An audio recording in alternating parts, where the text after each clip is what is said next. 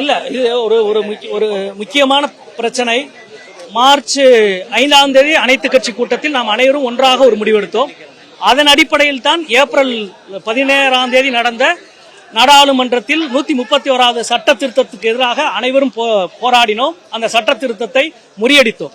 அந்த சட்ட திருத்தத்தை முன்வைத்த பொழுது உள்துறை அமைச்சர் சொன்ன ஒரு புதிய வார்த்தை, அனைத்து மாநிலங்களுக்கும் 50% உயர்வு என்று ஒன்றை சொன்னார். அது சட்டத்தில் கிடையாது. இப்பொழுது அந்த அடிப்படையில், அந்த பார்முலா அடிப்படையில் ஒரு சட்டத்தை கொண்டு வரப் போகிறார்கள் என்பதை அனைத்து ஊடகங்களிலும் வந்து கொண்டிருக்கிற செய்தி உங்களுக்கு தெரியும்.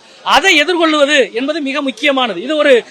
இது ஒரு சலுகையை போல ஒரு வேலையை இன்றைக்கு அவர் செய்கிறார்கள். அனைவருக்கும் 50% உயர்வு என்பதால் ஏற்பட போகிற பாதிப்பு என்ன என்பதும், அதுவே ஒரு ஏமாற்று வேலை என்பதையும் நாம் மக்கள் மத்தியில் எடுத்துச் சொல்ல வேண்டியிருக்கிறது.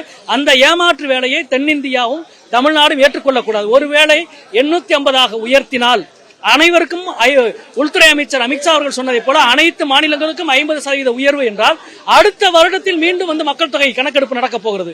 அதற்கு பிறகு மீண்டும் 82(1)(a) அரசியல் சட்ட பிரிவு அமலுக்கு வந்தால் மீண்டும் தமிழ்நாட்டினுடைய எண்ணிக்கை குறையத்தான் போகிறது. எனவே இந்த மொத்த ஏமாற்று வேலைக்குள் போய் சிக்கிவிடக் கூடாது. ஏற்கனவே என்ன எண்ணிக்கையில் மக்களவை உறுப்பினர் எண்ணிக்கை 84வது அரசியல் சட்ட திருத்தத்தால் வரையறுக்கப்பட்டிருக்கிறதோ அதே எண்ணிக்கை தொடர வேண்டும், மாநிலங்களின் எண்ணிக்கை தொடர வேண்டும் என்பதுதான் எங்களுடைய கருத்து.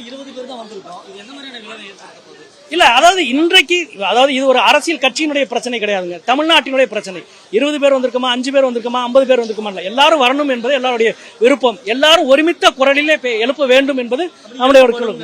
நிச்சயம் தமிழ்நாட்டினுடைய உரிமைக்கு பாதிப்பு வருகிற ஒன்றின் பக்கம் யாரும் நிற்க மாட்டார்கள் என்று நம்புகிறோம்.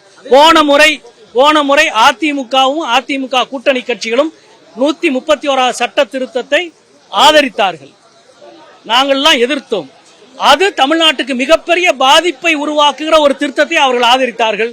நிச்சயமாக இந்த முறை ஒரு தமிழ்நாட்டினுடைய உரிமைக்கு பாதிப்பு வருகிற ஒரு சட்ட திருத்தத்தை யாரும் ஆதரிக்க மாட்டார்கள் என்று நினைக்கிறேன். இந்த கூட்டத்துக்கு வருவது, வராமல் இருப்பது வேறு பல காரணங்களாக இருக்கலாம். ஆனால் தமிழ்நாட்டின் நலன் என்று வருகிற பொழுது விட்டுக் கொடுக்க மாட்டார்கள் என்ற நம்பிக்கை இருக்கிறது.